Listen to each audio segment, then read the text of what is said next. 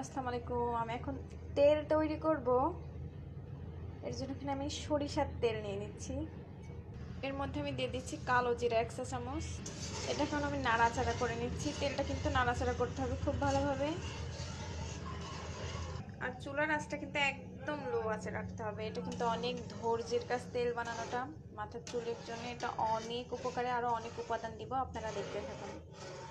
দেখুন ফেনা ফেনা ওঠা শুরু হয়ে গেছে। এটা সরিষার তেল, একদম অরিজিনাল তেল। এটা ফেনা ফেনা উঠবেই, কোনো ভয়ের টেনশন নেই। যখনই ফেনাটা কমে যাবে তখন আমি আরও উপাদান দিব, শুধু এখনও কালো জিরাই আছে, আপনারা দেখতে থাকুন। ফেনা অনেকটাই কমে এসেছে।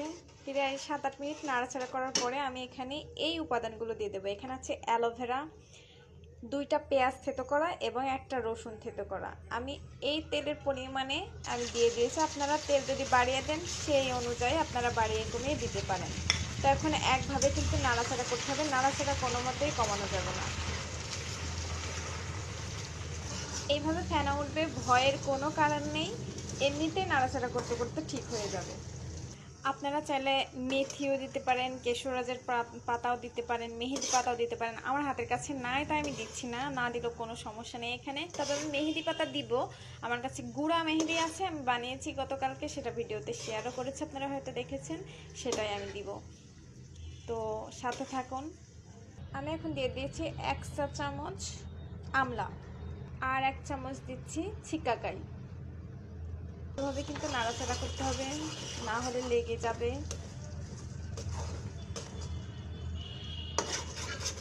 আর দিচ্ছি 1 চামচ মেহেদি পাতার গুঁড়া। এবার ভালোভাবে নাড়াচাড়া করতে হবে। যখনই ফেনাটা কমে আসবে তখন নামিয়ে নিতে হবে। এবার দিয়ে দেবো রিঠা। রিঠার বীজগুলো আমি বের করে নিয়েছি, বীজগুলো বাদে আমি শুধু রিঠাগুলো তেলে দিয়ে দেবো। এই যেগুলো বীজ।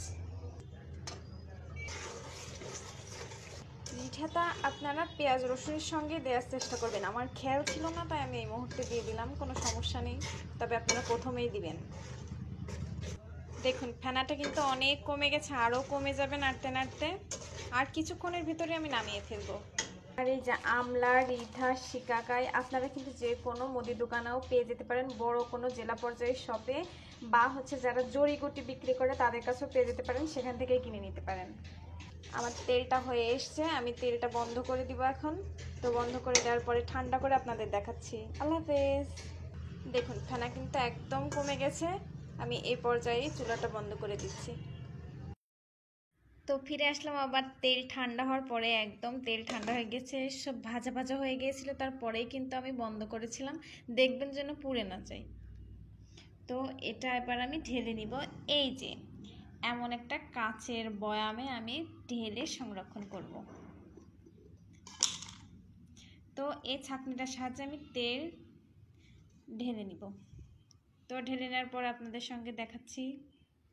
তো ফিরে আসলাম, তেল ঢেলে নেওয়া হয়ে গেছে। এখন আমি তেলটা রোদে দিব। ছাদে চলে এসেছি, ছাদে প্রচণ্ড রোদ, প্রচুর প্রচুর। তো এখন আমি এই যে রোদে দিয়ে দেব, এখানেই রোদে দিব। আমি যেখানে ঝালও রোদে দিয়েছি। তো এই যে তেলের ভেতরটা কেমন হয়েছে সেটাও আপনাদের দেখিয়ে দিচ্ছি। দেখুন এই যে। তো এখন আমি রোদে রেখে যাব, আটকাই দিলাম। এই যে রোদে থাকুক, এবার গরম হলে নিয়ে যাব। তো সবাই এভাবে অর্গানিক তেল ঘরে বসে বানিয়ে কিন্তু মাথায় অ্যাপ্লাই করতে পারেন, তাহলে চুল পড়া কমবে এবং চুল গজাবে, চুল কালো হবে, অনেক সুন্দর হবে মাশাআল্লাহ। ভাইয়া আপুদের দুজনই নিতে পারবেন। শুধু যে আপুরা নিতে পারবেন তা না, ভাইয়ারাও নিতে পারবেন, আপুরাও নিতে পারবেন। তো নিজেরা যে তৈরি করে নিন। আল্লাহ হাফেজ।